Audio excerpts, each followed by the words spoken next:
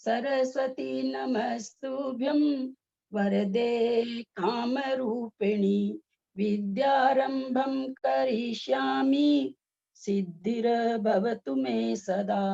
द्वादशांग जिनवानी माता की जय। करुणान योग ग्रंथराज की जय। कल 166 नंबर प्रश्न से किसी ने शंका की थी ना, किसने की थी? आए हैं क्या वो?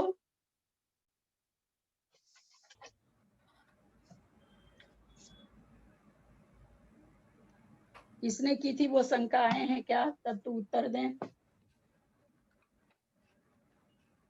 हनी? आंटी मुझे नाम याद नहीं है।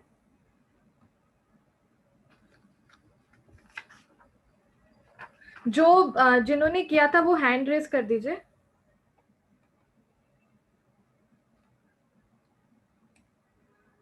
दुथानक त्रियंचों का अवधि ज्ञान जघन्य देशावधि से लेकर उत्कृष्टता की अपेक्षा तेजस शरीर को विषय करने वाले देशावधि के भेद पर्यंत होता है। शायद सरोज आंटी करे थे क्या? सरोज पांडे आंटी। नहीं नहीं नहीं नहीं, वो नहीं करे थे। हीरा जी करी थी क्या? आंटी आंटी आप है ना लास्ट में दे दीजिएगा। सरिता अच्छा, पांडे आंटी। हाँ, सरिता पांडे आंटी करे थे। आई वो ना क्या? अभी नहीं, अभी आए नहीं है, तो आप एंड में कर अच्छा, लीजिएगा क्योंकि अभी शायद ज्वाइन नहीं हुए होंगे। अच्छा, तुम्हारा मेरा भी नहीं ज्वाइन करता, दिक्कत से ही करता मेरा ज्वाइन, जब से तुम चेंज करी हो ना। ज्ञान तक तो हो गया था, ज्ञान मार्गना हो गई थी, संयम मार्गना शुरू करते हैं। अहिंसा आदि महाव्रतों को धारण करना, इरिया आदि समितियों का पालन करना, क्रोध कषायों का निग्रह करना, मन वचन और काय की प्रवृत्ति रूप दंडों का त्याग करना, स्पर्शन आदि इंद्रियों के विषयों को जीतना, उसे संयम कहते हैं। किस किस को संयम बताया? अहिंसा आदि 5 महाव्रतों को, इरिया आदि समितियों को, महाव्रत आ गया, समिति आ गई। फिर कहते हैं क्रोध आदि कषायों का निग्रह करना, मन वचन काय की प्रवृत्ति रूप दंडों का, मन वचन काय से जितनी प्रवृत्ति होती है वे दंड कहलाते हैं, उनका त्याग करना, स्पर्शन आदि 5 इंद्रिय की विषयों को जीतना। इन्होंने संयम की परिभाषा बताई। संयम की उत्पत्ति का अंतरंग कारण क्या है?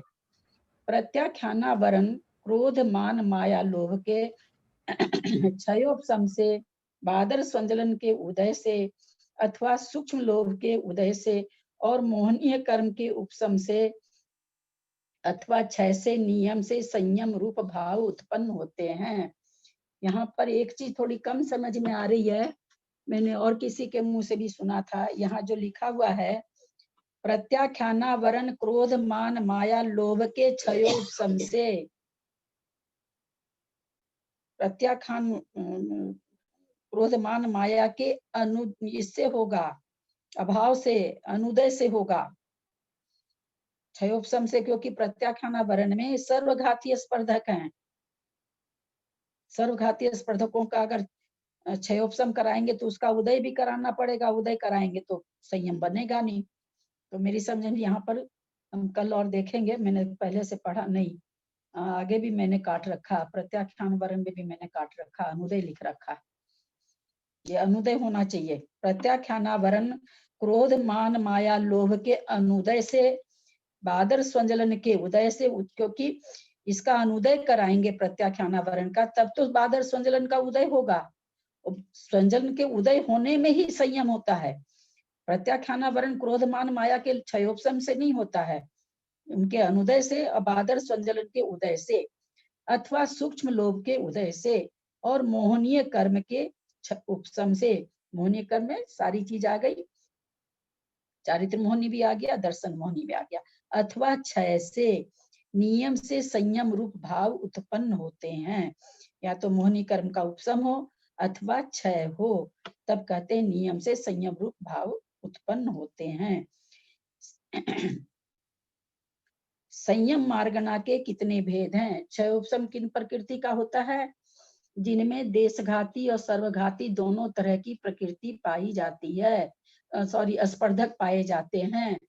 तो ये स्पर्धक दोनों तरह की किसमें पाए जाते हैं? देशघाती प्रकृति में। सर्वघाती प्रकृतियों में तो सर्वघाती ही स्पर्धक हैं। सर्वघाती स्पर्धक किसे कहते हैं? जो आत्मा के गुणों का पूरी तरह से घात करती है, उसको सर्वघाती स्पर्धक कहते हैं। प्रत्याख्यानावरण किस तरह से सर्वघाती है? क्योंकि ये महाव्रत को नहीं लेने देती है। प्रत्याख्यान के उदय में किसी भी जीव के महाव्रत लेने के भाव नहीं बनते हैं, यानी महाव्रत को ये पूर्णतः घात करती है। अतः प्रत्याख्यानावरण में सर्वघाती स्पर्धक ही हैं। संजलन कसाय में देशघाती है ये, अतः इसमें सर्वघाती स्पर्धक भी हैं, देशघाती भी हैं। देशघाती इसलिए है कि ये महाव्रत को धारण करने दे रही है। सर्वघाती इसलिए है कि ये यथाख्यात चारित्र को प्रकट नहीं होने दे रही है। यथाख्यात चारित्र कहाँ होता है? अभी आने वाला भी है। 11वें गुण स्थान में होता है। 10वें गुण स्थान में संजलन रूप खत्म होता है। 11वें गुण स्थान में यथाख्यात चरित्र प्रकट होता है। तो संजलन क्या करती है? संजलन इसको महाव्रत को तो उत्पन्न कराती है, परंतु घात किसका कर रही है? यथाख्यात चारित्र का। जब तक संजलन कसाय का उदय है अथवा सत्ता है, तब तक यथाख्यात चारित्र प्रकट नहीं होता है। तो यहाँ अनुदय कर लीजिए आप लोग, क्षयोपशम की जगह काटकर प्रत्याख्यानावरण क्रोध मान माया लोभ के अनुदय से, बादर संजलन के उदय से अथवा सूक्ष्म लोभ के उदय से। बादर संजलन क्यों कहा? क्योंकि छठे गुण स्थान 7वें गुण स्थान में बादर ही है। संजलन आगे जाके इसकी कृष्टि होती है, तब बादर कृष्टि सूक्ष्म कृष्टि होती है, तब ये पतला होता है। सूक्ष्म लोभ के उदय से और मोहनीय कर्म के उपशम से अथवा क्षय से नियम से संयम रूप भाव उत्पन्न होते हैं। क्या कह रहे हैं आचार्य की? नियम से किसको? जिसको प्रत्याख्यानावरण का अनुदय हो गया है और संजलन का उदय हो गया है, उसको कहते हैं नियम से संयम रूप भाव उत्पन्न होता है। जो भी पहले कोई मुनि बनता है, मुनि बनते समय नियम से ये 12 कसाय का अनुदय हो जाता है और संजलन का उदय हो जाता है, तभी कोई मुनि बन पाता है, नहीं तो कोई भी मुनि नहीं बन सकते हैं। संयम मार्गना के कितने भेद हैं, उनकी उत्पत्ति के क्या कारण हैं और कौन कौन से गुण स्थान में वे पाए जाते हैं? प्रश्न नंबर 179। बहुत लोगों को प्रश्न नहीं मिल पाता है, गलती हो गई, मेरे को शुरू में बोलना था। प्रश्न नंबर 179, संयम मार्गना के 7 भेद हैं। मार्गना मतलब खोजना। किसको खोजना? पुद्गल को, टेबुल कुर्सी फ्रिज ऐसी नहीं, पुद्गल को नहीं, जीवों की खोज करना, क्योंकि जीव का ही मोक्ष होता है, पुद्गल का तो मोक्ष होता नहीं है, इसलिए जीवों की खोज। तो कहते हैं संयम मार्गना के 7 भेद हैं। सामायिक, छेदोपस्थापना, परिहार विशुद्धि, सूक्ष्म संप्राय, यथाख्यात चारित्र, संयमा संयम और असंयम। क्यों भाई आचार्य, आपने पहले कहना चाहिए आपको असंयम, फिर कहना चाहिए संयमा संयम, फिर कहना चाहिए सामायिक छेदोपस्थापना, फिर कहना चाहिए परिहार विशुद्धि, फिर कहना चाहिए सूक्ष्म संप्राय, फिर कहना चाहिए यथाख्यात चारित्र। आप उल्टा क्यों बोल रहे हैं? तो ये मोक्ष मार्ग का कथन है। आचार्य पहले मोक्ष में बढ़ाते हैं, आप नहीं बढ़ सकते हो तो आचार्य कहते हैं फिर हम आपको गृहस्थ का उपदेश देते हैं। पहले आचार्य मुनि दशा का ही उपदेश करते हैं। यही कारण है कि पहले मुनि दशा के संयम का वर्णन है, उसके बाद देशव्रती और असंयम का भेद बताए हैं। इस तरह का भेद करने का क्या कारण है? इस तरह का क्यों बताए? पहले मुनि के सारे संयम बता दिए, यहाँ तक कि मोक्ष जाने तक का संयम बता दिए, उसके बाद संयमा संयम और असंयम, क्योंकि मोक्ष का मार्ग बताना चाहते हैं। पहले भाई तुमसे पहले तो तुम सामायिक धारण करो, छेदोपस्थापना धारण करो, नहीं तुमसे होता है तो संयमा संयम तो धारण करो, वो भी नहीं होता है तो तुम असंयम में रहो। तो इस कारण से संयमा संयम और असंयम बाद में बताया जा रहा है। अब कहते हैं सामायिक, छेदोपस्थापना, परिहार विशुद्धि, ये 3 संयम बादर संजलन कसाय के देशघाती स्पर्धकों के उदय रहते हुए होते हैं। संजलन कषाय में क्या है, देशघाती प्रकृति है, और देशघाती प्रकृति में दोनों तरह के स्पर्धक पाए जाते हैं। हम बार बार आप लोगों को इसलिए बोल रहे हैं कि आप लोगों को याद हो जाए। संजलन कषाय देशघाती प्रकृति है। देशघाती प्रकृति में दोनों तरह के स्पर्धक पाए जाते हैं, सर्वघाती और देशघाती। तो यहाँ पर देखिए कितना, मतलब देखिए आचार्यों ने कितना अच्छा उपदेश दिया है। संजलन कषाय के देशघाती स्पर्धक क्या कर रहे हैं, वो सामायिक छेदोपस्थापना और परिहार विशुद्धि संयम करा रहे हैं। अच्छा, उनका सर्वघाती स्पर्धक क्या कर रहा है, तो वो यथाख्यात चारित्र को नहीं होने दे रहा है। बात समझिएगा, उसमें दोनों तरह के स्पर्धक, देशघाती भी सर्वघाती भी। देशघाती स्पर्धक क्या कर रहे हैं, मुनि महाराज को सामायिक छेदोपस्थापना परिहार विशुद्धि संयम को करा रहे हैं। भाई सर्वघाती क्या कर रहे हैं, क्यों वो भी है उनमें, तो वो यथाख्यात चारित्र नहीं होने दे रहे हैं, उसका पूरा घात कर रहे हैं, बिल्कुल प्रकट नहीं होने दे रहे हैं। तो कहते हैं सामायिक छेदोपस्थापना परिहार विशुद्धि, ये तीन संयम बादर संजलन कषाय के देशघाती स्पर्धकों का उदय रहते हुए होते हैं। जब संजलन का देशघाती स्पर्धक रहते हैं उदय में, ये तीनों तरह के संयम होते हैं। सामायिक छेदोपस्थापना संयम छठे गुण स्थान से लेकर 9वें गुण स्थान तक होता है। परिहार विशुद्धि संयम छठे और 7वें गुण स्थान में होता है। सूक्ष्म संप्राय संयम सूक्ष्म कृष्टि को प्राप्त संजलन लोभ का उदय रहते हुए सूक्ष्म संप्राय नामक 10वें गुण स्थान में होता है। हम लोग बादर कृष्टि सूक्ष्म कृष्टि समझ चुके हैं, पहले वर्णन आ चुका है पहले। यथाख्यात संयम संपूर्ण मोहनीय कर्म के उपशम से 11वें गुण स्थान में, संपूर्ण मोहनीय कर्म के 6 से 12वें आदि गुण स्थान में होता है। संयमा संयम अप्रत्याख्यान कषाय के, यहाँ भी क्षयोपशम काट दें, अनुदय कर लें। संयमा संयम अप्रत्याख्यान कषाय के अनुदय से और प्रत्याख्यानावरण आदि कषाय के उदय से 5वें गुण स्थान में होता है। असंयम मिथ्यात्व अनंतानुबंधी एवं अप्रत्याख्यानवरण कषाय के उदय से आदि के 4 गुण स्थानों में होता है। अब संयम की परिभाषा बता रहे हैं। सामायिक संयम किसे कहते हैं? संयम में संग्रह नय की अपेक्षा, संयम में संग्रह नय की अपेक्षा से भेद रहित होकर अर्थात अभेद रूप से मैं सर्व सावध्य का त्यागी हूँ। इस प्रकार से संपूर्ण सावध्य का त्याग करना सामायिक संयम है। कुछ भी नहीं समझ में आया? क्या कह रहे हैं? संयम में संग्रह नय की अपेक्षा। संग्रह नय किसे कहते हैं? जैसे 5-7 तरह की दाल मिली हो, कोई आपसे पूछे ये क्या है, आप कहेंगे दाल है, ये सभी दाल हैं। संग्रह नय से वो सारी दाल है। जब हम उसको भेद रूप से विवक्षा करेंगे, अभी अभेद रूप से वे सभी दाल हैं। संग्रह नय से सभी वे दाल हैं। संग्रह मतलब इकट्ठा करना, एक जाति के चीजों को इकट्ठा करना। जैसे एक केंद्रीय जीव जब बोले जाते हैं तो संग्रह से उसमें पृथ्वी का एक, जल का एक, वायु का एक, अग्नि का एक, वनस्पति का एक, सब आ गए, ये संग्रह नय हो गया। जब हम व्यवहार नय में जाएंगे, इस संग्रह नय के बाद आता है व्यवहार नय। व्यवहार नय ये कहता है संग्रह की हुई वस्तु को जहां तक हो सके वहां तक भेद करते जाओ, जहां तक संभव है, विधि पूर्वक। ऐसे नहीं कि अविधि पूर्वक, विधि पूर्वक वहां जहां तक भेद हो वहां तक भेद करने को व्यवहार नय कहते हैं। तो यहाँ आचार्य क्या कह रहे हैं कि सामायिक में क्या है कि यहाँ कुछ नहीं बोल रहे मुनि महाराज कि मैं हिंसा का त्यागी हूँ, मैं झूठ का त्यागी हूँ, ऐसा नहीं बोल रहे। संग्रह ने से क्या बोल दिया उन्होंने, मैं सर्व सावध्य का त्यागी हूँ।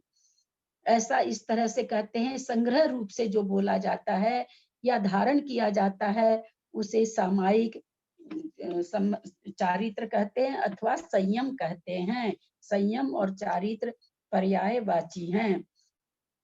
छेदोपस्थापना संयम किसे कहते हैं? छेद अर्थात अहिंसा आदि महाव्रत के विकल्प पूर्वक अपने आप को संयम में उपस्थित करना। मैं हिंसा का मन वचन काय से त्याग करता हूँ, मैं असत्य बोलने का मन वचन काय से त्याग करता हूँ। इस तरह का जो संयम बोला जाता है उसको कहा जाता है छेदोपस्थापना। जैसे मानिए महाराज शौच को गए, शौच से आकर के वे नमोकार मंत्र लेकर के और फिर हिंसा का त्याग लेते हैं, क्योंकि उनके जाने में हिंसा हुई होगी। इसको कहते हैं छेद। मैं अहिंसा की प्रवृत्ति से हिंसा में गया था, कथनचित हिंसा तो होती है प्रवृत्ति करने में, उसके लिए वापस नमोकार जप करके और वापस उसमें स्थापित हो जाना, उस व्रत को धारण कर लेना, इसको कहते हैं छेदोपस्थापना।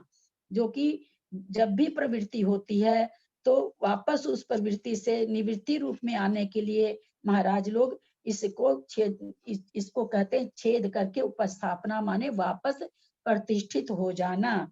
और आगे क्या कह रहे हैं, छेद अर्थात अहिंसा आदि महाव्रत के विकल्प पूर्वक एक एक चीज। अब जिस समय शौच से जाके आते हैं उस समय ये तो बोलेंगे नहीं महाराज कि भाई मैं असत्य व्रत का पूरी तरह से त्याग लेता हूँ, वो भी बोले तो है नहीं, वो तो केवल गए हैं और आए हैं।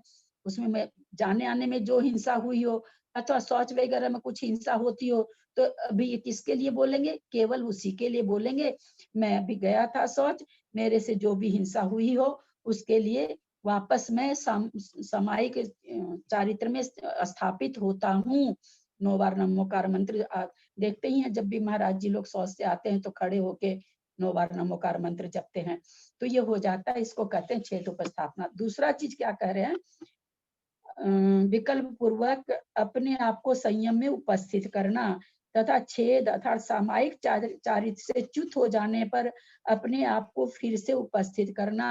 मान लीजिए किसी कारण से सामायिक चारित्र में कोई दोष लगता है, किसी भी कारण से हट जाते हैं, श्रावक लोग बैठे हैं, बातचीत कर रहे हैं, उनको अगर ऐसा लगता है कि सर्व सावध्य विरतो अस्मि, मैं सभी सावध्य क्रिया से विरत हूँ, लेकिन उनको लगता है कि सर्व सावध्य में मेरे द्वारा कोई सावध्य हुआ है। सावध्य हमेशा किसी जीव को मारने से मतलब नहीं है, झूठ बोलना भी सावध्य है। तो फिर वो वापस से अपने आप को उसमें उपस्थित करते हैं, इसको छेदोपस्थापना कहते हैं। दूसरी चीज इसमें जो नहीं आई है, किसी कारण से कोई दोष लगने से दीक्षा लेने वाले मुनि की दीक्षा को छेद कर दिया जाता है, उसको पुनः दीक्षा देकर के उपस्थित किया जाता है, इसको भी छेदोपस्थापना चारित्र कहते हैं।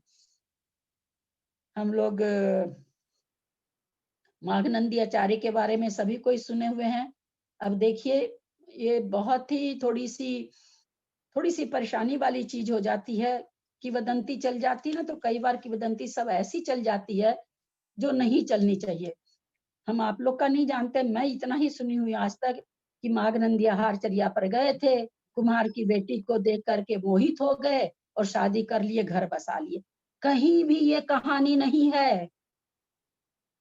क्या है, आहारचर्या को गए थे, कुम्हार की बेटी उदास बैठी थी, महाराज उससे पूछे आहार की चर्या के बाद, पहले तो बोलते ही नहीं है, भाई उदास क्यों हो, तो वो कह रही है कि मेरे घर की रोजी रोटी तो इन बर्तनों से चलती है, मैंने अलाव जलाया या ये क्या नाम है, अलाव जलाया है, लेकिन एकदम काले बादल घिर रहे हैं, बारिश आ जाएगी तो मेरे सारे बर्तन गल जाएंगे और आग बुझ जाएगी, इसलिए मैं उदास बैठी हूँ।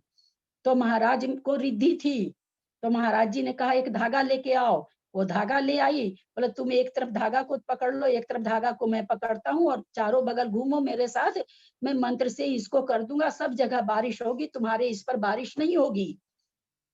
वो धागा लेके घूमने लगे, बीच में अग्नि जल रही थी, पिता उनके भीतर से आ गए, बोला आप तो मेरे बेटी के साथ शादी कर लिया, अग्नि जल रही है, धागा लेके आप कपड़े में जैसे गांठ लगती उसी हिसाब से हो गया, अब तो आपको मेरी बेटी से शादी करनी पड़ेगी, आप तो जा नहीं सकते, मेरी बेटी को छोड़ के जा नहीं सकते, मैं कहाँ दूंगा अब इसको, आपने तो इससे शादी कर ली।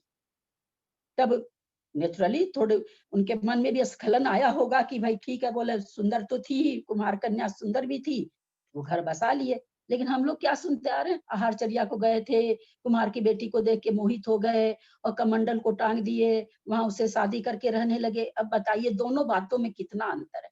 वो तो उसका भला करे थे, ठीक है, वो एक संयोग था उनका, वैसा कोई कर्म बंधा हुआ था, कोई उदय था, जो भी। और इस कहानी को देखिए किस तरह से तोड़ मरोड़ करके, तो इसको भी छेदोपस्थापना कहते हैं। वापस वे जाकर के दीक्षा लिए हैं, तो ये भी छेदोपस्थापना कहलाती है।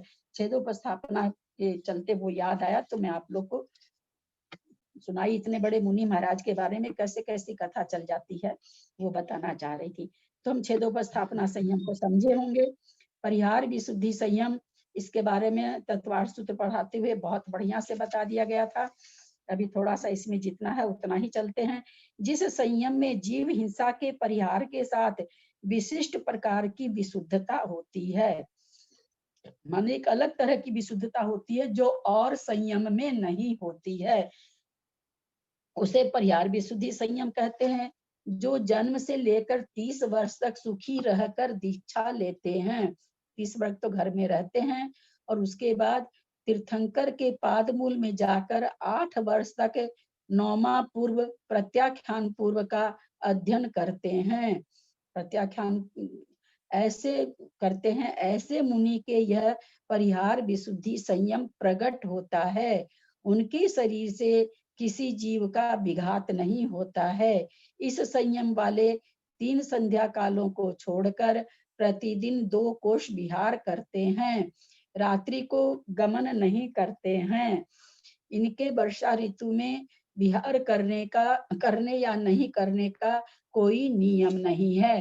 क्योंकि वर्षा ऋतु में महाराज लोग इसलिए विहार नहीं करते हैं कि जीवों की अधिकता होती है, तो उनकी हिंसा होने का ज्यादा दोष है, तो महाराज एक जगह रहते हैं। पर इनके तो हिंसा होती ही नहीं है, अतः इनका कोई नियम नहीं है, रह भी सकते हैं एक जगह, विहार भी कर सकते हैं। रोज तो इनको विहार करना ही है, प्रतिदिन इनको 2 कोस तो विहार करना ही है।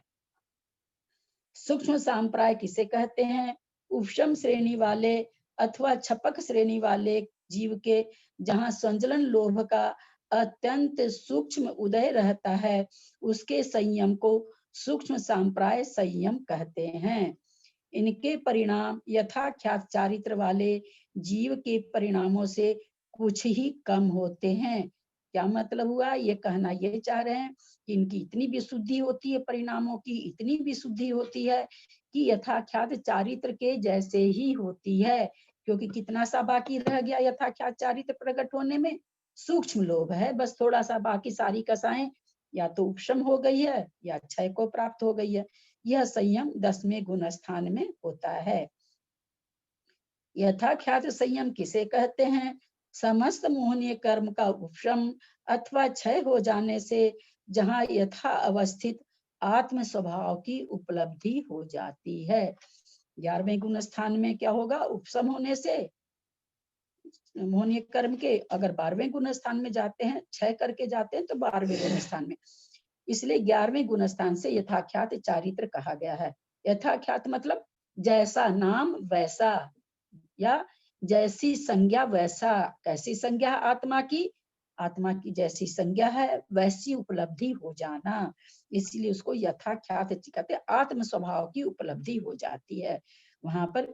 आत्म स्वभाव की अप्रत्यक्ष रूप से, प्रकट रूप से तो 13वें गुण स्थान में होगी, अप्रगट रूप से उनको आत्म स्वभाव की पूरी उपलब्धि हो जाती है, उसे यथाख्यात संयम कहते हैं। यह संयम 11वें गुण स्थान में मोहनीय कर्म के उपशम से और ऊपर के 3 गुण स्थानों में मोहनीय कर्म के क्षय से होता है। ये हम लोग गुण स्थान पढ़े हैं तो हम लोग जान रहे हैं। संयमा संयम किसे कहते हैं? जहां अप्रत्याख्यान वरण कषाय के, यहाँ भी अनुदय होगा, अप्रत्याख्यान वरण कषाय के अनुदय से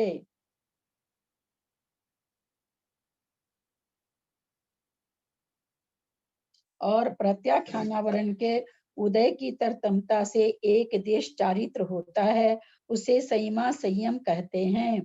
इस संयम में 5 अनुव्रत, 3 गुण व्रत और 4 शिक्षा व्रत, इन 12 व्रतों का पालन होता है। इनके दर्शन प्रतिमा आदि 11 भेद हैं। इस देश संयम के द्वारा जीवों के असंख्यात गुनी कर्मों की निर्जरा होती है। फिर भी सीमा संयम को मोक्ष मार्गी नहीं कहा जाता है, क्योंकि आचार्य उमा स्वामी ने बताया सम्यक दर्शन ज्ञान चारित्राणि मोक्ष मार्ग। यहाँ पर अभी इनके सम्यक चारित्र वाली चीज नहीं है, दर्शन और ज्ञान है। इसलिए आचार्य विद्यासागर जी तो कहते हैं कुछ भी नहीं है, ये छठे गुण स्थान के पहले कुछ भी नहीं है, कोई मोक्ष मार्ग नहीं है, एकदम कहते हैं वो तो कहते हैं वो इनको, जबकि ऐसा आता है ग्रंथों में कि मोक्ष मार्ग शुरू हो जाता है सीमा संयम से। आचार्य श्री नहीं मानते। आचार्य श्री का कहना है कि यहाँ पर सम्यक चारित्र अभी पूरी तरह से नहीं आया, इसलिए वो इनको मोक्ष मार्गी नहीं कहते। असंयम किसे कहते हैं? जहाँ त्रस अस्थावर जीवों की हिंसा तथा 5 इंद्रियों के विषयों का त्याग का अभाव नहीं होता है, उसे असंयम कहते हैं। यह प्रारंभ से चतुर्थ गुण स्थान तक रहता है। प्रारंभ से मतलब मिथ्या दृष्टि से।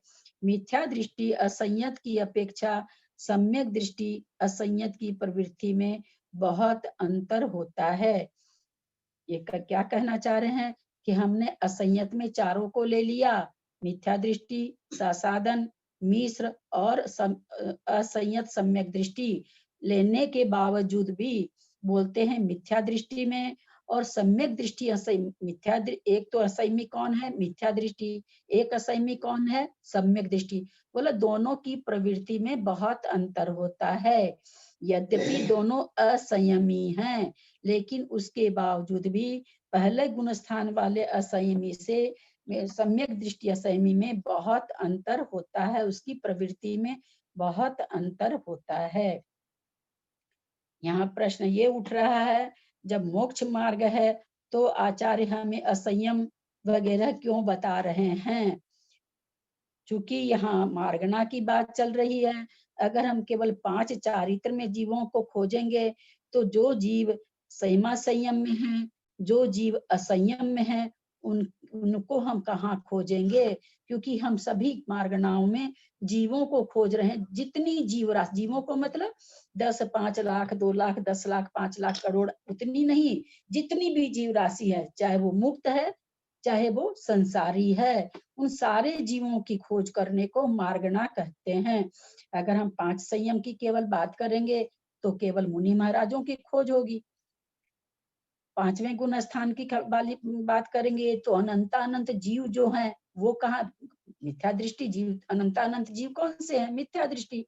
क्योंकि निगोदिया जीव अनंत अनंत, और तो कोई नहीं है अनंत अनंत। निगोदिया जीव अनंत अनंत है, तो फिर उनको वो जीव रह जाएंगे। इसलिए मार्गना होने से यहाँ पर संयम 7 तरह का बताया गया।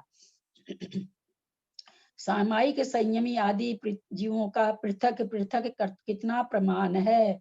क्या पूछ रहे हैं आचार्य?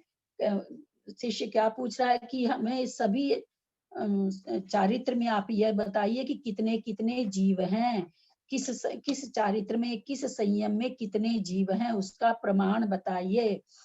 तो प्रमत आदि 4 गुण स्थानवर्ती जीवों का जितना प्रमाण है, कितना है? 8,90,93,103। बोलो उतने तो सामायिक संयमी होते हैं। 4 गुण स्थान कौन सा होगा? प्रमत, अप्रमत और अपूर्वकरण, अनिवृत्तिकरण। ठीक है, क्योंकि इस 4 को क्यों लिया? क्योंकि उसके बाद सूक्ष्म सांप्राय गुण स्थान आ जाता है, जो कि वहां पर सूक्ष्म सांप्राय चारित्र हो जाता है, वहां दूसरा चारित्र आ जाता है, इसलिए 4 गुण स्थान को लिए। तो बोले 4 गुण स्थान में जो संख्या दी हुई है अपने लोग की किताबों में, इस गुण स्थान में इतने, इस गुण स्थान में इतने, उन चारों का जोड़ जब निकालेंगे, कौन कौन से गुण स्थान? 6ठा, 7वां, 8वां, 9वां। तो बोला सामायिक चारित्र में कितने हैं? सामायिक चारित्र वाले कितने हैं इस अनंत जीवों में? तो कह रहे हैं 8,90,99,103 उतने सामायिक संयमी होते हैं। और उतने ही छेदोपस्थापना वाला संयमी होते हैं, क्योंकि ये दोनों चारित्र मुनि के हमेशा रहता है। थोड़ा भी निवृत्ति से बाहर हुए, प्रवृत्ति में गए, फिर निवृत्ति में आने के लिए वो छेदोपस्थापना सारे दिन चलता रहता है। तो ये दोनों संयम तो उनके हमेशा पाया जाता है। परिहार विशुद्धि संयमी 3 कम 7000 होते हैं। कहाँ से लिया इन्होंने संख्या? परिहार विशुद्धि संयम छठे सातवें होता तो 12 तक है। 12 तक होने से तो फिर जीवों की संख्या ज्यादा होनी चाहिए। परिहार विशुद्धि संयमी की संख्या 3 कम 7000 देखना पड़ेगा। आंटी, ये जो हाँ, क्वेश्चन था इसमें लिखा हुआ है ना, परिहार विशुद्धि संयम छठे और सातवें गुण स्थान में होता है। हाँ, तो उसकी संख्या ज्यादा है बेटा। दोनों छठे सातवें गुण स्थान की संख्या बहुत ज्यादा है। अच्छा, मंजू आंटी शायद कुछ बोल रहे हैं। तो परिहार विशुद्धि सबको थोड़ी होती है, तो उतने कोई होती होगी छठे सातवें गुण स्थान में। नहीं, छठे सातवें गुण स्थान में इतनों कोई होती, उसका कारण होना चाहिए ना। फिर कारण होना परिहार चाहिए विशुद्धि तो बहुत टफ है, टफेस्ट है। टफ होने से संख्या अपने से थोड़ी लिख देंगे मंजू जी। नहीं तो संख्या तभी लिखने कम होगी, मैं ये नहीं कम बोल हो, रही। हाँ कम तो होगी, लेकिन कम क्यों है उसका कारण होना चाहिए ना। वो कम है सो इतनी क्यों है? कम नहीं, कम से कोई मतलब, कम है सो तो समझ में आ रहा है, इतनी कैसे है ये नहीं समझ में आया। ये देखना पड़ेगा हमको। चाहे वो त्रिशला जी को मैं तो कहती हूँ वही खोज के, आज भी वो तेजस शरीर वाला जो वही खोज के हमको बताई है। त्रिशला जी कल देखिएगा परिहार विशुद्धि संयम का आप जीवकांड जी में खोल के। सूक्ष्म सांप्राय संबंधी 3 कम 900, ये तो 10वें गुण स्थान के जीवों की संख्या है, तो ये उतने ही होते हैं। यथा ख्यात संयमी 3 कम 9 लाख, ये कहाँ से आया? 11वां गुण स्थान, 12वां, 13वां, 14वां, उतने में ये इतने जीव होते हैं। तो यथा ख्यात संयमी 3 कम 9 लाख होते हैं। अब देश संयमी पल्ले के असंख्यातमें भाग होते हैं, 5वें गुण स्थान वर्ती हैं, क्योंकि इसमें त्रियंच भी होते हैं। तो इन्होंने कह दिया देश समी पल्ले के असंख्यात में भाग, मतलब असंख्यात होते हैं। इन 6 राशियों को इन 6 राशियों को संसारी जीव राशि में से घटाने पर जो शेष रहे उतना असंयमियों का प्रमाण है, क्योंकि फिर तो असंयमी बच गए। पहले गुण स्थान वाले, दूसरे, तीसरे, चौथे गुण स्थान वाले इन राशि में सारे आ गए। दर्शन किसे कहते हैं? सामान्य विशेषात्मक पदार्थ के विशेष अंश को ग्रहण न करके सामान्य अंश का जो निर्विकल्प ग्रहण होता है उसे दर्शन कहते हैं। हम सभी जानते हैं कि सामान्य अवलोकन को दर्शन कहते हैं। किसी भी वस्तु का ज्ञान होने के पहले, ज्ञानोपयोग के पहले दर्शनोपयोग होता है। हम छद्मस्त जीवों को पहले दर्शनोपयोग होता है, फिर ज्ञानोपयोग होता है। तो जो एकदम कोई भी विकल्प नहीं, केवल ये कि ये कुछ है या ये वस्तु है, ऐसा जो देखते के साथ भाव आता है वो दर्शन कहलाता है। कोई आचार्य सामान्य अर्थ को आत्मा करते हैं, सामान्य का अर्थ आत्मा करते हैं, अतः उनके अभिप्राय से आत्मावलोकन को दर्शन कहते हैं। दर्शन के कितने भेद हैं? दर्शन मार्गणा के 4 भेद हैं। चक्षु दर्शन, अचक्षु दर्शन, अवधि दर्शन, केवल दर्शन। चक्षु दर्शन किसे कहते हैं? चक्षु इंद्रिय से होने वाले ज्ञान के पहले पदार्थ का जो सामान्य प्रतिभास होता है उसे चक्षु दर्शन कहते हैं। केवल दिखाई मात्र देना, कुछ भी ज्ञान नहीं होना, कोई भी विकल्प नहीं होना।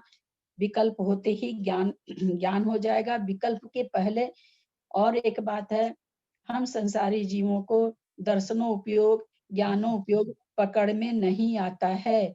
हमारे पकड़ में ज्ञानों उपयोग आता है।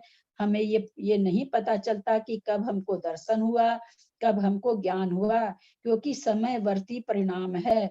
हम तो किसी चीज को देखते हैं तो ऐसे लगता है हम तो उसी समय जान भी गए, लेकिन ये चूंकि बहुत ही छोटा समय है, ये पक्की बात है कि पहले किसी चीज को देख के सामान्य अवलोकन होता है, फिर उस वस्तु का ज्ञान होता है। हाँ, हमारे पकड़ में बिल्कुल भी दर्शनों उपयोग नहीं आता है।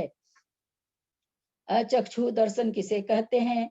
चक्षु इंद्रिय की सिवाय अन्य इंद्रियों और मन से होने वाले ज्ञान के पूर्व पदार्थ का जो सामान्य प्रतिभास होता है उसे अचक्षु दर्शन कहते हैं। चक्षु इंद्रिय के अलावा 4 इंद्रियां जो और है हमारी, कर्ण, घ्राण, स्पर्शन और नहीं, चक्षु तो हो ही गया,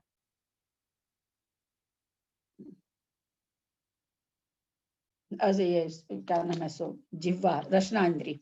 इन 4 इंद्रियों से जो सामान्य प्रतिभास होता है उसे अचक्षु दर्शन कहते हैं। अवधि दर्शन किसे कहते हैं? अवधि ज्ञान के पहले पदार्थ का जो सामान्य प्रतिभास होता है उसे अवधि दर्शन कहते हैं। हम लोग सब कोई जानते हैं अवधि ज्ञान के पहले अवधि दर्शन होता है। केवल दर्शन किसे कहते हैं? देखिए, और सभी में क्या आया था परिभाषा? चक्षु इंद्रिय मतलब ज्ञान होने से पहले चक्षु इंद्रिय से सामान्य दर्शन, अवधि ज्ञान होने से पहले अवधि दर्शन, सामान्य प्रतिभास होना अवधि दर्शन। केवल दर्शन में क्या आ रहा है? केवल ज्ञान के साथ समस्त पदार्थों का जो सामान्य प्रतिभास होता है उसे केवल दर्शन कहते हैं। आप लोग की शंका निकल गई होगी, जिनको ये शंका आ रही थी केवल ज्ञान के समय क्यों नहीं लिखा कि केवल दर्शन केवल ज्ञान एक साथ होता है, दोनों का नाम आना था। ये मार्गना है, मार्गना के हिसाब से विवेचन चल रहा है।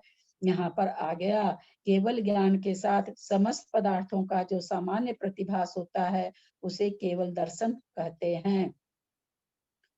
कौन कौन सा दर्शन किस किस गुण स्थान तक होता है? चक्षु दर्शन और अचक्षु दर्शन प्रथम गुण स्थान से 12वें गुण स्थान तक, जो कहाँ तक? जहाँ तक छदमस्त होते हैं वहां तक। अवधि दर्शन चतुर्थ गुण स्थान से 12वें गुण स्थान तक होता है। अवधि दर्शन हम लोग सब कोई जाने हैं। अवधि दर्शन मतलब सम्यक, विभंगावधि की बात नहीं है, सम्यक। विभंगावधि तो मिथ्या दृष्टि को होता तो पहले दूसरे तीसरे में हो जाएगा। यहाँ पर अवधि दर्शन मतलब सम्यक अवधि दर्शन।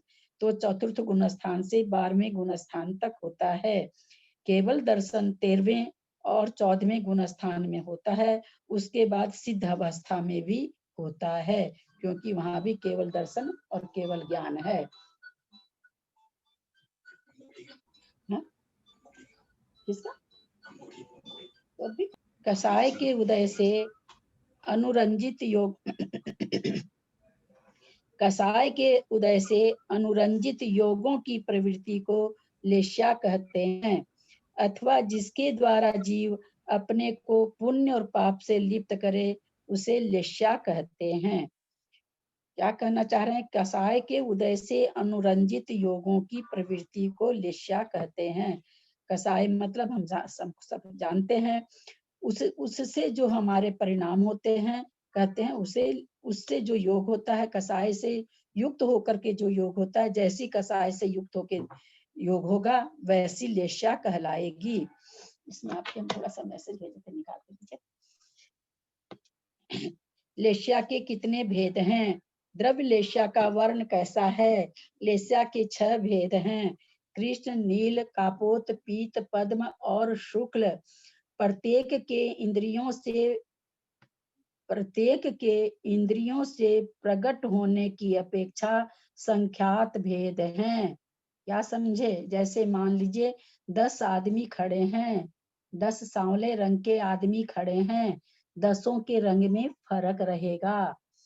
हमको बिल्कुल अपने ज्ञान में लगेगा ये उससे थोड़ा ज्यादा है, ये उससे थोड़ा कम है, ये उससे भी कम है, ये उससे भी कम है ना? इस तरह से हमारे ज्ञान में बनता। तो कह रहे हैं इंद्रियों से प्रकट होने की, पहले संख्यात भेद बता रहे हैं। कैसे संख्यात भेद?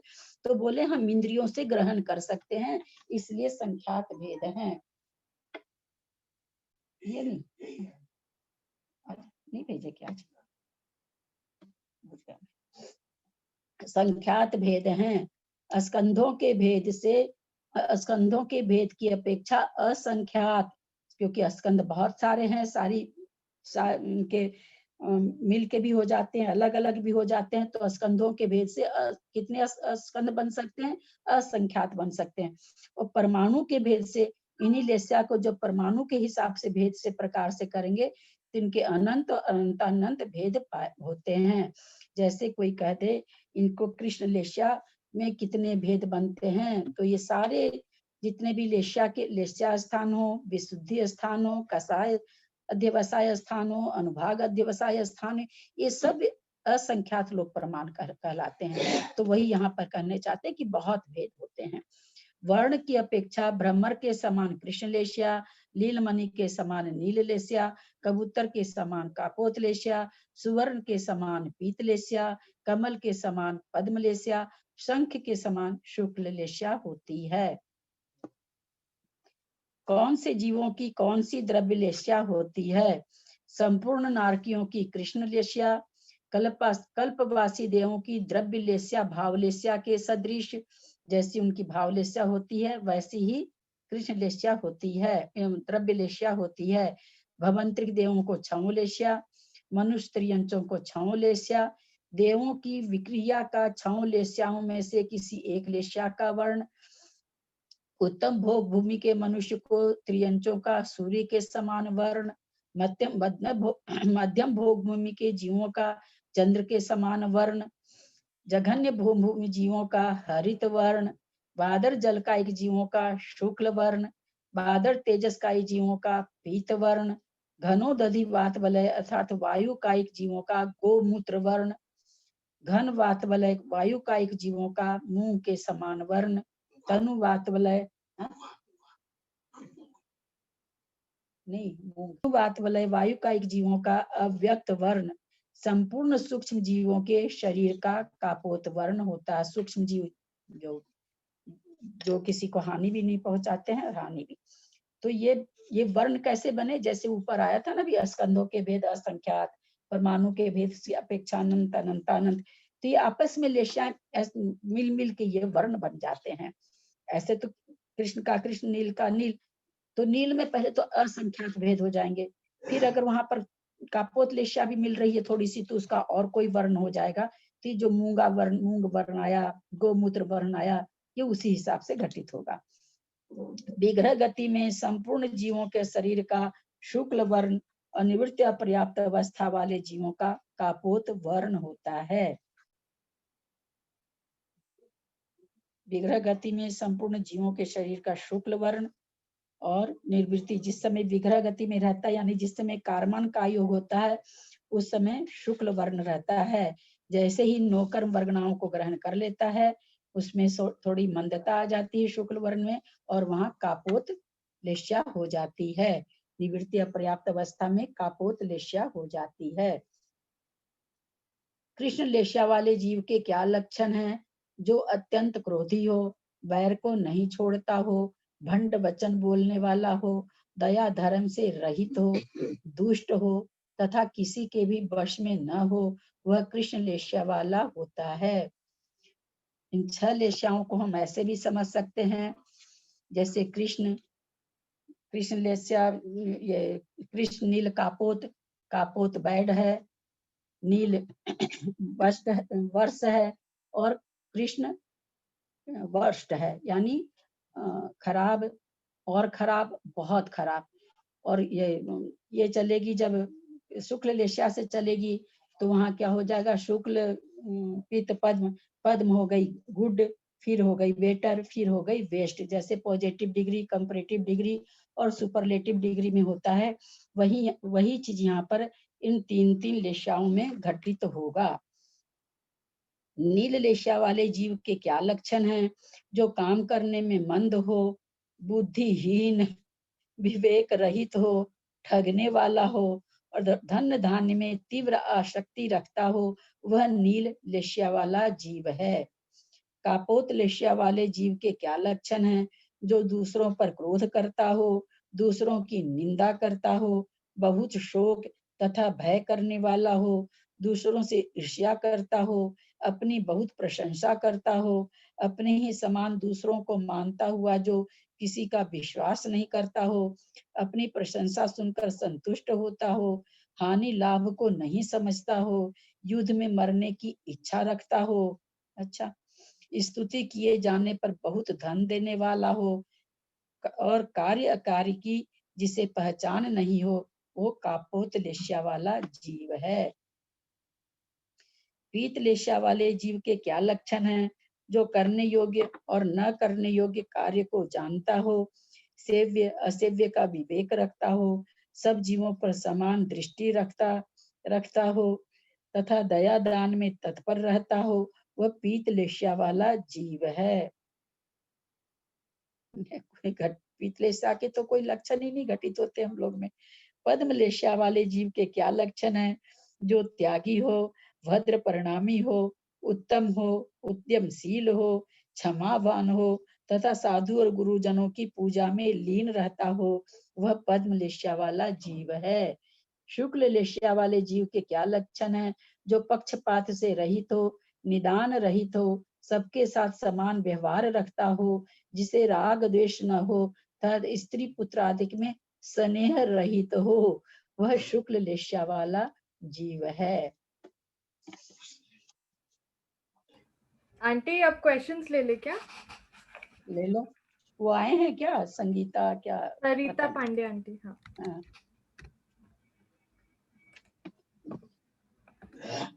हाँ, सरिता आंटी आप प्लीज अनम्यूट करिए।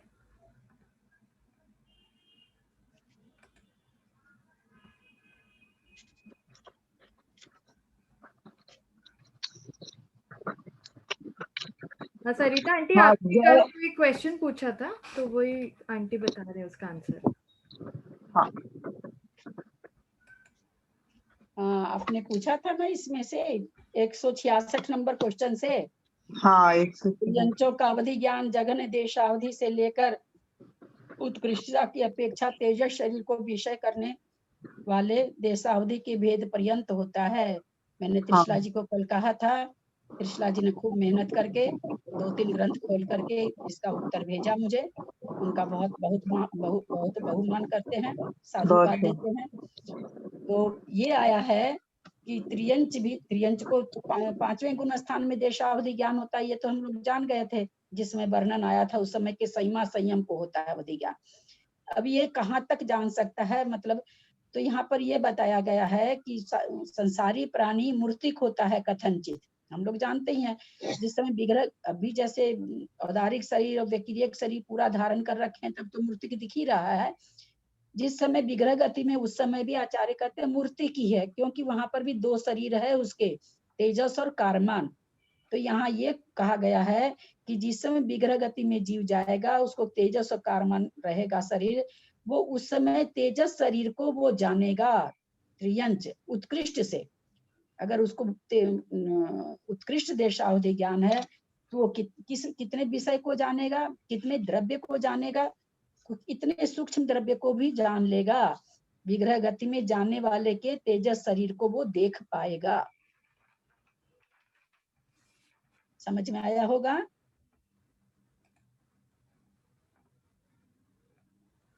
सरिता जी नाम था ना।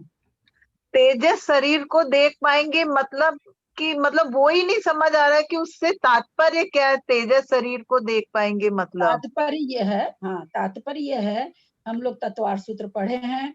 हाँ। परस्पर बाद वाले शरीर अत्यंत सूक्ष्म होते जाते हैं, और ऐसे भी हम लोग को पता है कि तेजस शरीर हमारे क्या करता है, हमारे खाना पचाता है, हमारा टेम्परेचर ठीक रखता है ना, और हमारा जो चमक है वो बनाए रखता है। तो ये वैसे देखा जाए तो ये कोई मूर्त रूप नहीं है, क्योंकि शरीर है इसलिए ये मूर्त है, क्योंकि प्रकाश को भी मूर्त माना गया है।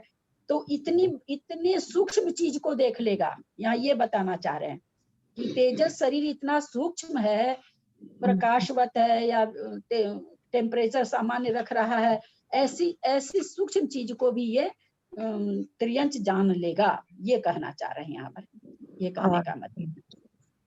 अच्छा, ये ललिता जी एक क्वेश्चन ये हो रहा है कि भरत जिस रानी के पैदा हुए उनकी कुर्मत योनि होती है, पर जो बाकी के 99 पुत्र पैदा हुए उनकी भी कुर्मत योनि ही होती है क्या? क्योंकि पूरे 100 पुत्र तो एक ही रानी से पैदा नहीं हो सकते हैं, या जो उस रानी से पैदा हुए उनके लिए साधारण बोला गया? नहीं, एक मिनट सुनिए, आप शायद बाद में ज्वाइन करी हैं क्या क्लास? इस पर तो नहीं, बहुत उस चर्चा समय हुई मैंने थी। किया था, मतलब अपन ने ये मतलब सुना कि भरत पैदा हुए, उनके भी जो और साधारण भाई पैदा हुए, मतलब कुर्मोत योनि वाली के, मतलब ये भी पैदा होते हैं चक्रवर्ती, और साधारण भी पैदा हाँ, होते हैं, तो इसी उनके कारण भाई से भी पैदा हुए, हाँ तो हाँ सारे इसी 99 कारण थोड़ी वो होते हैं। हाँ मतलब जो जिस माँ से भरत पैदा हुए, उनसे हाँ जो हाँ पुत्र पैदा हुए वही साधारण की गिनती में गिनने में आएंगे ना। हाँ हाँ, बाकी हमारे आपके जैसे नहीं, उसी के नहीं, लिए आया मतलब है। वो राजा के हाँ तो 100 रानियां थी हाँ ना, तो हाँ सबकी, मेरा मतलब है कि सबकी कुर्मोत योनि होती है क्या? मतलब राजा के तो और भी नहीं, यहाँ सारी रानियों की को बच्ची। एक मिनट विवक्षा हाँ समझेंगे तो आपको शंका नहीं आएगी। वहां ये नहीं कहा गया कि जितनी भी चक्रवर्ती की रानी होगी उनको कुर्मोन्नत योनि होगी, ये व्याख्या कहीं भी नहीं है। व्याख्या ये है कि सलाका पुरुष कुर्मोन्नत योनि से जन्म लेते हैं। अब अगर सलाका पुरुष सभी रानियों से जन्म ले रहे हैं तो सभी रानियों की कुर्मोन्नत योनियां है, अगर नहीं ले रहे हैं तो नहीं है। ये उसको मापदंड ये नहीं है कि चक्रवर्ती की रानी है तो कुर्मोन्नत योनि है। मापदंड ये है कि अगर शलाका पुरुष जन्म ले रहे हैं तो कुर्मोन्नत योनि है। ठीक है। अच्छा। और हाँ उससे जो भी पुत्र अथवा पुत्री जो भी जन्म ले रहे हैं वे सब उन्हीं की दृष्टि से कह दिया गया कि साधारण मनुष्य भी जन्म लेते हैं। अच्छा, जय जी। आंटी सावध्य का मीनिंग बताइए ना। क्या? सावध्य। सावध्य, अच्छा। सावध्य। हाँ, सावध्य माने वध्य सहित, हिंसा सहित। अच्छा। हिंसा के कार्यों को सावध्य कहते हैं। जैसे हम लोग भी जब समाई करने बैठते हैं तो हम लोग भी ये बोलते हैं कि सर्व सावध्य क्रिया का त्याग करके, मतलब बोला जाता है उसमें कि मैं सर्व सावध्य क्रिया का त्याग करता हूँ, यानी जिसमें भी हिंसा होती है ऐसे कार्यों का त्याग करता हूँ। हिंसा सहित कार्यों के, हिंसा वाले कार्यों को सावध्य कार्य कहते हैं। और आंटी जैसे ये छेदोप स्थापना में वो भी आएगा क्या? समंत भद्र महाराज का जो स्टोरी है वो भी हाँ आएगा? हाँ हाँ, वो भी आएगा। अच्छा। और एक और चीज है, जैसे 5वें गुणस्थान में आपने बोला कि वो मोक्ष मार्गी नहीं है, तो माता जी लोग भी तो उसमें ही है 5वें हाँ, गुणस्थान तो में। खैर माता जी लोग को तो आचार्य विद्यासागर जी और भी मतलब ये करते हैं, उनको तो बहुत ही मतलब ये, लेकिन उनका वही कहना है कि भाई ये लोग मोक्ष मार्गी नहीं है, क्योंकि 5 चारित्र में से इन मोक्ष मार्ग के 5 चारित्र हैं, उनमें से इनमें कोई भी चारित्र नहीं है, इसलिए ये मोक्ष मार्गी नहीं है। उनका ये हेतु है कहने का। अच्छा। वैसे आगम में ये आता है कि 5वें गुण स्थान से मोक्ष मार्ग शुरू हो जाता है, चौथे से नहीं शुरू होता। अगर कोई सम्यक दृष्टि है तो शुरू नहीं हुआ। अगर कोई किसी ने देश व्रत ले लिया है, देश व्रत ले लिया है, संयमा संयम को धारण कर लिया, तो उसका मोक्ष मार्ग शुरू हो गया। अच्छा आंटी, इसमें यथाख्यात संयम वाला क्वेश्चन में लिखा है कि ऊपर के 3 गुण स्थान में मोहिनी कर्म के 6 से होता है, मतलब 12, 13, 14 गुण स्थान में बोल रहे हैं ना? तो 12 तो ठीक है, 13, 14 में क्या क्यों चाहिए? उनको तो केवल ज्ञानी हो गया है। तो वहां पर केवल ज्ञानित हो गए, तो वहां पर संयम कौन सा है? यथाख्यात संयम है। यथाख्यात संयम प्रकट क्यों हुआ? क्योंकि समुचे मोहनीय कर्म के क्षय होने से हुआ, क्योंकि मोहनीय कर्म 12, 13, 14 में भी नहीं है, इसलिए वहां भी यथाख्यात संयम है। ठीक है आंटी। और किन्हीं का क्वेश्चंस है तो हैंड रेज करिए। आंटी आप पढ़ा सकते हैं, कोई क्वेश्चंस तो नहीं है?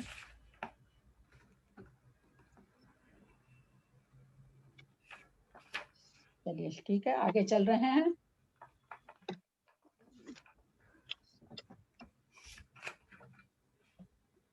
कृष्ण लेशा ये तो हो गया था। नारकियों में कौन कौन सी भाव लेशा होती है? आंटी अभी हैंड रेज किए हैं तो ले लेते हैं क्वेश्चन ही। सुमन आंटी। जय जिनेन्द्र ललिता जी। हाँ, ललिता जी, कल का जो क्वेश्चन था ना कि छायाप्रश्निक सम्यक दृष्टि सर्वार सिद्धि तक जाते हैं, छायिक सम्यक दृष्टि जाते हैं, वो भी जाते हैं, तो मैंने आज हमारे नहीं, पास में जाते हैं। बात किया। एक मिनट भाभी, एक मिनट। प्रश्न को हमेशा है ना, क्योंकि रिकॉर्डिंग हो रही है ना, तो चीजों हाँ को अपने को बहुत संभाल। अपना ये प्रश्न था कि वो जाते हैं कि नहीं, ये नहीं हाँ, प्रश्न नहीं था कि जाते हैं। जाते हैं, है ना। अपनी विवक्षा ये थी कि हम लोग को ये नहीं पता है भाई, छाइक तो जाते ही हैं, छाइक के लिए तो कोई बात ही नहीं है। तो जाते हैं, विवक्षा हाँ ये थी कि जाते हैं कि नहीं है ना। हाँ थोड़ा सा रिकॉर्डिंग होता तो सभी कोई सुन लेते हैं ना रिकॉर्डिंग। हाँ। हाँ, तो आपने तो आप बोलिए कहीं मतलब कुछ जाते नहीं, नहीं जाते हैं। आपको मिला है क्या? हाँ, कहाँ? हमारे पास में माता जी आए हुए हैं, भरतेश्वरमती माता जी। मैंने हाँ, उनको पूछा था, और एक भाई हाँ। साहब भी है, वो भी थोड़े आप जैसे ही हैं, उनको भी पूछा था। तो उन्होंने बोला कि वो 3 बार स्वर्ग जाते हैं, क्योंकि उनकी तो उत्कृष्ट आयु 66 सागर है ना। हाँ, हाँ, तो वो 3 बार स्वर्ग जाते हैं। मैं नहीं आपको भेज दूंगी। नहीं नहीं नहीं नहीं नहीं नहीं, ये सब चर्चा हम लोग बहुत कर चुके भाभी। ये सब छोटी, इतनी छोटी नहीं तो चर्चा वो है। आए हैं ना, मैं आपको भेज मैं- दूंगी ना। मेरी बात, अरे मेरे को पता है आप क्या भेजोगे 66 सागर का, मुझे पता। वो तो एक 66, सुनिए देखिए क्या होता है। उन्होंने एक 66 सागर को घटाया है। इसका मतलब ये नहीं है कि जो 66 सागर क्षयोपशमिक रहेगा वो ऐसे ही जाएगा। आप समझिए विवक्षा को। उन्होंने एक विवक्षा बना के बताई कि 22 सागर वहां जाएगा, फिर मनुष्य होगा, फिर 20 सागर जाएगा, फिर मनुष्य होगा। ऐसे हाँ करके उन्होंने 66 सागर कैसे बिताएगा। ऐसा कोई जरूरी थोड़ी भाभी 10 सागर वाले देव में जाएगा, मनुष्य में आएगा, फिर सर्वार्थ सिद्धि चला जाएगा। ऐसा उन्होंने वो नियम नहीं बनाया। देखिए सिद्धांत अलग चीज है और किसी चीज को समझाना अलग चीज है। उन्होंने एक विवक्षा बनाई कि भाई 66 सागर कैसे घटित होता है, तो उन्होंने हाँ 3 बार स्वर्ग में भेज दिया। नहीं नहीं, हाँ। वो जो भी आपको बोले आप इस ये प्रमाण नहीं हुआ। जिन्होंने भी आपको बताया है उनसे ये कहिए कि ये कहाँ पर लिखा है। ये प्रमाण नहीं है, उनको बताइएगा। ये प्रमाण नहीं है भाभी, ये सिद्धांत नहीं है। चीज को समझिए, वहां पर ये नहीं लिखा हुआ कि जाएगा ही। उन्होंने 66 सागर कैसे घटाना है एक समझाने के लिए हम लोगों को उन्होंने बता दिया कि ऐसे जाएगा, 20 सागर में जाएगा, फिर 22 में हाँ, जाएगा, फिर फिर मनुष्य 24 में आयु जाएगा। प्राप्त, मनुष्य हाँ, फिर 24 आयु में प्राप्त जाएगा, करेगा। फिर मोक्ष। नहीं, वो तो एक उन्होंने हाँ व्यवस्था बताई। ये ऐसा ऐसा नियामक अगर कर देंगे तब तो फिर 66 सागर का नियामक हो गया। नहीं, नियामक नहीं है। जो बोल अच्छा रहे हैं आपको, जो भी भाई साहब बोल रहे हैं अथवा माता जी बोलिए, ये नियामक नहीं है। अच्छा, ये तो कल फिर बात वो करूंगी मैं। हाँ, वो टीका करे हैं तो टीका करने में उन्होंने 66 सागर घटा के दिखाया। ये सब विवक्षा हम लोग बहुत अच्छी तरह से पढ़ चुके हैं। अच्छा हाँ तो वो है ना, वो सिद्धांत नहीं होते घटाए कि भाई 66 सागर कैसे होगा, तो पहले 20 सागर में जाएगा, फिर आके मनुष्य बनेगा। मनुष्य का हाँ। जितना समय वो रहेगा उतना उतना मुख्यमान कर्म आयु उसका है वो बढ़ेगा। उससे घट जाएगी, फिर हाँ, वापिस उतना वो कर्म 22 कर। सागर वाले में हाँ, जाएगा। फिर आएगा, फिर 24 में जाएगा, फिर आके मोक्ष जाएगा। हाँ 66 सागर पढ़ा हुआ हम, मेरी तो बच्चियां भी सारी पढ़ी हुई है। वो विवक्षा भाभी, वो विवक्षा वो तो एक तो समझाने के लिए कि 66 सागर कैसे करेगा। हम कहते हैं 33 सागर के पहले 33 सागर बिता लेगा, और स्वर्गों की आयु है ना भाई, 33 हाँ सागर हाँ और स्वर्गों में बिता के सर्वार्थ सिद्धि में जा सकते। हम ये नहीं कर रहे भाभी कि वो जाता ही। हम लोग को तो अभी ये शंका खड़ी हो रही है, एक जिज्ञासा हो रही है कि छायोपशमिक जाता है कि नहीं। अच्छा तो अब यहाँ जिज्ञासा में जैसे पंकज भैया भी हैं, हम हाँ जिज्ञासा में ये फिर एक जिज्ञासा आई कि इसमें बाधा तो नहीं आ रही है। ये सोचा गया, इस पर चिंतन जब किया गया तो ये हुआ हाँ कि इसमें बाधा तो नहीं आ रही है, क्योंकि 33-66 सागर जो छायोपशमिक सम्यक दृष्टि रहता है वो मोक्ष जाता है नियम से, तो 33 हाँ। सागर जाके आके मोक्ष चला जाएगा। तो तब ये चिंतन चला कि इसमें बाधा तो नहीं आ रही है, लेकिन लिखा हुआ नहीं मिल रहा कहीं को। ये 66 सागर वाला नहीं घटेगा भाभी, आप जो भी ये माता नहीं जी घटेगा बताएं क्या? सब उनको। नहीं नहीं, हाँ, बिल्कुल नहीं घटेगा। कल मैं ये तो बात हम लोग, करूंगी वापिस फिर। हाँ, ये सारी ये सब चर्चा तो बहुत हो चुकी भाभी, जहां भी हम लोग की चल रही है चर्चा, 3-4 विद्वानों से चल रही है, ये सब चर्चा हो चुकी। अच्छा, ये तो फिर ये वो बात हो सर्वार्थ चुकी। सिद्धि 33 सागर की आयु पूरी करके वापिस आके वो नीचे के स्वर्ग में भी जा सकता है। नहीं, पीछे नहीं जाएगा, सवार सिद्धि तो तो एक फिर भव आ रही है ना। सर्वार्थ सिद्धि का तो एक भव अवतारी होता है ना, सर्वार्थ नहीं, सिद्धि का तो एक भव अवतारी होता है। हाँ, तो इसलिए 33 सागर की जब आयु बचेगी छायोपशमिक सम्यक दृष्टि की, 33 सागर तो बिता देगा। चाहे हाँ जिस स्वर्ग में बिताए, जैसे बताए 10-12 जो भी करके 2 ही भाव में बिता देगा। हम नहीं कहते वो 4 भाव लेगा, 2 भाव हाँ में लेके बिता देगा, क्योंकि सब स्वर्गों की अलग अलग आयु है। उसके हाँ बाद वो छायोपशमिक सम्यक दर्शन के साथ सर्वार्थ सिद्धि में जन्म ले लेगा, फिर वहां से आकर के मोक्ष चला जाएगा। तो इस अच्छा, तरह से ये देखा गया कि 66 सागर वाला नियम से मोक्ष जाता है, तो कहीं पर बाधा नहीं आ रही है, लेकिन कहीं भी लिखा हुआ नहीं मिला। लिखा हुआ नहीं है। मतलब पहले नीचे की स्वर्ग की आयु प्राप्त करेगा, फिर यदि सर्वात सिद्धि में जाएगा तो वो एक भवतारी हो गया। वो 33 सागर पहले बिता लेगा, जिस भी स्वर्ग में बिताए 2 बार में बिताए, और फिर वो, और ऐसा भी कोई नहीं है, ऐसा भी सिद्धांत नहीं है कि जिसको छायोपसमिक सम्यक दर्शन है 66 सागर वाला, तो 2 ही बार स्वर्ग जाएगा, तीसरी बार जाके मोक्ष चला जाएगा, ऐसा भी नहीं। तो केवल वहां पर घटाए हैं कि भाई कैसे घटेगा, 66 सागर कैसे घटेगा, तो उन्होंने घटा दिया 20 सागर, 22 सागर, 24 सागर देके ऐसे ही घटाया वापिस है। हाँ, ऐसा घटा दिया। हाँ, हम लोग पढ़े हैं ना, सर्वार्थ सिद्धि में है ना। हाँ, सर्वार्थ सिद्धि में है। हाँ हाँ हाँ, संस्कृत टीका में भी है, हिंदी में बिल्कुल पढ़ा हुआ है ये। ठीक है, मैं कल वापस हमसे समझिएगा, ऐसा नहीं उनको लगे कि मैं उनकी बात को काट रही हूँ, ये आप नहीं, उनको नहीं, वो ऐसा नहीं। हाँ हाँ बिल्कुल भी नहीं। लेकिन ये उनसे ये कहिएगा कि मेरा ये कहना है, मेरा ही नहीं और भी विद्वानों का ये कहना है कि ये सिद्धांत नहीं है, ये तो केवल समझाने के लिए कि 66 सागर छायोपसमिक के कैसे होते हैं, तो ऐसे हो सकते हैं। इस तरह से उन्होंने वहां ये नहीं कहा कि 66 सागर इसी तरह से बीतेंगे, उन्होंने नियामक नहीं किया इसको, है ना, उन्होंने केवल बताया है। हाँ। हम लोग अभी तक यही समझ रखे हैं, उन लोग के हाँ। पास और कुछ, की माता जी हैं वगैरह हैं तो और भी बड़े बड़े ग्रंथ पढ़ती हैं, लब्धिसार, छप्पन सार, माता जी जब ज्ञानी हैं तो बहुत कुछ पढ़ रखी होंगी, तो हो सकता है फिर वहां पर उनको लगा हो कि वो नियामक है। हम लोग के हिसाब से हम लोग यही समझे अभी तक कि ये नियामक नहीं है कि हाँ इसी तरह से जाएगा, पहले 20 में जाएगा फिर 22 में, ऐसा नियामक नहीं होना चाहिए, क्योंकि ऐसे नियामक होते नहीं है सिद्धांत। क्योंकि उन्होंने तो 66 को पूरा कर दिया है ना, 20, 22, 24 सागर की बता के। हाँ हाँ, बस उन्होंने 66 सागर पूरा करना बताया कि कैसे पूरा करेगा। हाँ, इसलिए ठीक है। हीरा आंटी।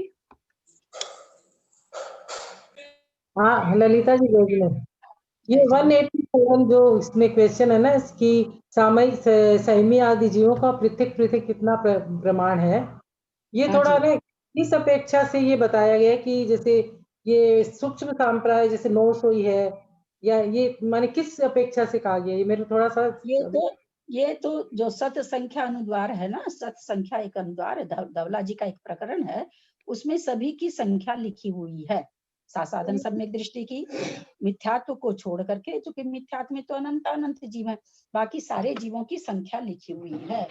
तो ये 900 सूक्ष्म संप्राय की, तो ये इतनी कम संख्या होती है क्या सूक्ष्म संप्राय की जो दी है? सूक्ष्म 10वें गुण स्थान की है ना, 10वें गुण स्थान में जो जा रहा है, 2 ही तरह के जीव जाएंगे, या तो उपसम सम्यक दृष्टि, औपसमिक जो द्वितीय उपसम श्रेणी चढ़ रहा वो जाएगा, या जो छपक श्रेणी चढ़ रहा वो जाएगा, यही 2 तो जाएंगे ना 10वें गुण स्थान में, बाकी और कोई जीव तो जा नहीं सकते हैं। तो इसमें ना इनकी संख्या है कि कितने उपसम श्रेणी वाले हैं, कितने ये हैं, सबकी संख्या है। 1 मिनट अगर निकल जाता तो देखिए, सूक्ष्म संप्राय शुद्धि संयत जीव 3 कम 900 होते हैं, यह प्रमाण उपसमक और छपक दोनों का जानना, ये धवला जी से लिखा हुआ है, ये समझना चाहिए। परिहार विशुद्धि, अच्छा इन्होंने कहा परिहार विशुद्धि संयम का जो उनको हम देखने कर रहे हैं, आप तो देखिएगा ही त्रिशला जी, यहाँ पर वो प्रणम्य सागर जी का वो अनुयोग द्वार है मेरे पास, यह परिहार विशुद्धि संयतों में प्रमत और अप्रमत गुण स्थान वाले जीव संख्यात हैं, यह संख्या ओघ के समान नहीं है, यह बताने के लिए संख्यात ऐसा कहा, वे परिहार विशुद्धि संयत 3 कम 7000 होते हैं। ये फिर बस ऐसे सिद्धांत के अनुसार धवला जी के हिसाब से लिखा हुआ है, क्यों होते हैं सो तो मुझे नहीं पता, लेकिन इसमें ऐसे ही लिखा है कि 3 कम 7000 होते हैं। ये किताब पूरी धवला जी से बनी हुई है, प्रणम्य सागर जी भेजे हैं। ठीक है, इसमें आंटी एंड करे क्या? और भी क्वेश्चंस है? ले लो तो 1-2 ले लो, तो 54 ही हुआ है, एंड में तो 1 मिनट लगता है। अच्छा,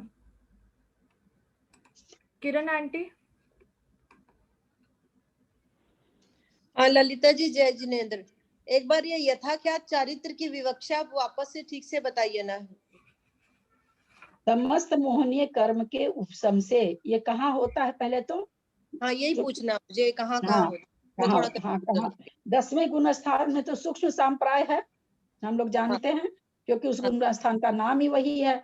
अब रह गया 4 चारित्र तो हो चुके, अब बच गया 5वां।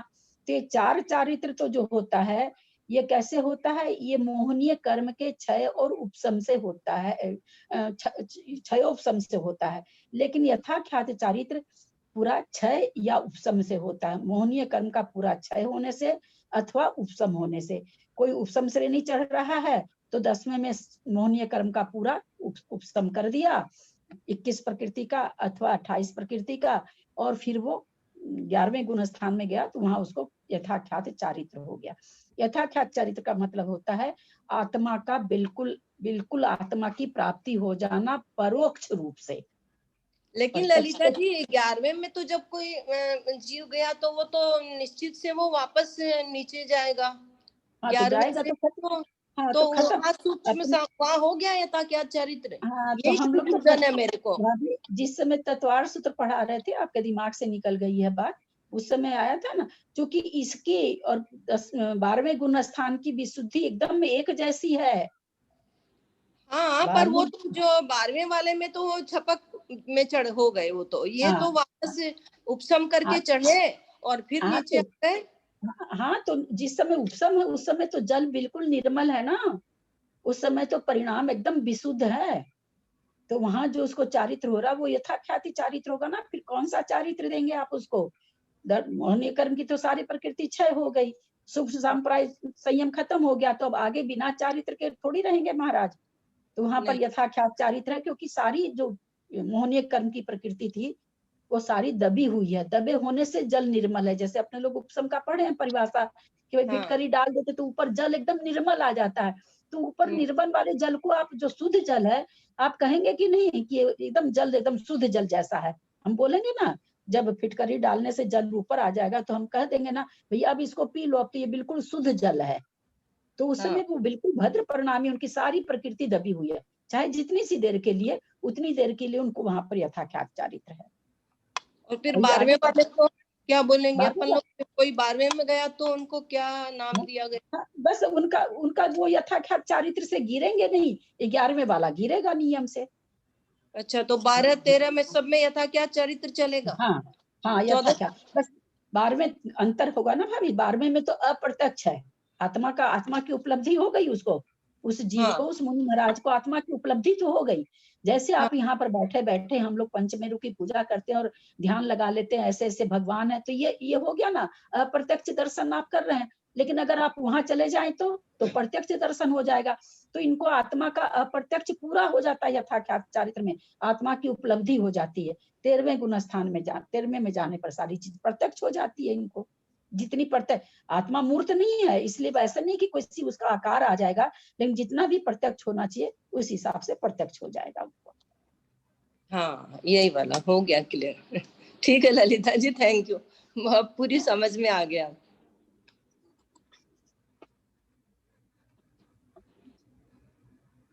आंटी हाँ, एंड करें कि करना है तो ले लो, एक क्वेश्चन और ले लो। मंजू आंटी। ये ललिता जी, ये जो द्रव्य लेशा होती है तो वर्ण मतलब कोई शरीर का वर्ण होता है क्या ऐसा? हाँ, बिल्कुल। तो अपने वर्ण तो ऐसे नहीं होते हैं अपने मनुष्यों के भी। अभी जैसे अपने छौ लेशाएं होती है तो वर्ण वैसे थोड़ी ना होता, अपने कहाँ दिखाई देता है? आप बिल्कुल, अगर हमको दिखाई देने लग जाएगा तो केवल ज्ञान की क्या जरूरत रहेगी, पहली बात। क्योंकि अब मान लीजिए कोई काला वर्ण है ना, क्या उदाहरण दिए कि 10, एक मिनट सुनिए, हम समझ गए आपके। 10 काले लोग खड़े हैं, 10 काले लोग में अंतर क्यों है? किसी में कुछ मिक्स है, किसी में कोई लेशा मिक्स है, किसी में कोई लेशा। जैसे हम संसार में अपने व्यवहार में रंग बनाते हैं ना, उसको मिला के पेंटिंग जो करते हैं उनसे पूछिए किस किस कलर को मिला के कौन कौन सा रंग बना लेते हैं। देखने में तो सारे अलग अलग रंग है, थोड़ा सा हल्का ब्लू बना लेते हैं, डार्क ब्लू बना लेते हैं, और हल्का ब्लू बना लेते हैं, और हल्का ब्लू। तो हम थोड़ी पकड़ पाते हैं 10 सांवले आदमी खड़े हैं या एकदम गोरे 10 गोरे आदमी भी ले लीजिए 10 तरह के हों, तो उसमें किस गोरे में कौन सा रंग मिलकर के थोड़ा मध्यम हो गया, थोड़ा और मध्यम हो गया, तो ये मिलकर ही तो सारे वर्ण बने हैं। तो ये कोई जो गोरा आदमी है तो उसके कोई शुक्ल लेशा थोड़ी ना है। द्रव्य जो शुक्ल लेस्या है, बिल्कुल है। गोरी चमड़ी अपने को दिखाई देती है, हाँ तो वो हाँ हाँ शुक्ल लेस्या थोड़ी ना हाँ उसके। हाँ, शुक्ल द्रव्य लेस्या शुक्ल है। मनुष्य और त्रियंचों को, कर्म भूमि के खास करके मनुष्य त्रियंचों को द्रव्य लेस्या भाव लेस्या भिन्न भिन्न होती है। अच्छा। देवों की और नारकी की लेस्या, द्रव्य लेस्या और भाव लेस्या एक होती है। केवल तीर्थंकरों में जैसे नेमिनाथ भगवान और नील वर्ण थे, हाँ, तो कोई उनके लेस्या नील वो थोड़ी थी, नील लेस्या वो कहाँ के हैं? एक मिनट, नेमिनाथ भगवान कहाँ के हैं? भोग भूमि के हैं। क्यों भोग भूमि के, क्यों कर्म भूमि के ही तो है। तो कर्म भूमि का तो हम पहले आपको बता रहे हैं कि कर्म भूमि के त्रियंच और मनुष्यों की लेस्या, द्रव्य लेस्या भाव लेस्या अलग अलग होती है। अच्छा, तभी मैंने कहा वो तो उनका तो। अभी ये सुनिए, एक जैसी कोई काला आदमी बहुत अंदर से भी काला हो तो क्या ठिकाना, कई गोरे आदमी अंदर से एकदम काले रहते हैं। हाँ। अपने लोगों को सब तो इसलिए द्रव्य लेस्या, और काला भी हो सकता है, समान भी हो सकती है, असमान भी हो सकती है। तभी तो अपने तो भगवान गोरा पे क्या वो बोलते हैं आप लोग, दो गोरा दो सांवला, दो हरिया दो लाल। अब बोलिए दो लाल और हरे कहाँ से बन गए? काला में कृष्ण लेस्या में नील मिला होगा, चाहे नील में कापोत मिला होगा, मिल करके उनका नीला रंग हो गया, हरा रंग हो गया। मतलब हम ये रंग का नहीं जानते किसमें क्या मिलाने से होता है, लेकिन होता है, सबको देखते हैं कि मिला के रंग बनाते रहते हैं। वही तो द्रव्य लेस्या भाव लेस्या अलग है अपनी कर्म भूमि के मनुष्यों त्रियंचों को। हाँ ठीक। बाकी देव को, भोग भूमि के मनुष्यों को एक जैसी होती है। आंटी जिनवानी स्तुति। हाँ, पर कौन करता, कोई कर रहा है क्या? कोई करेंगे?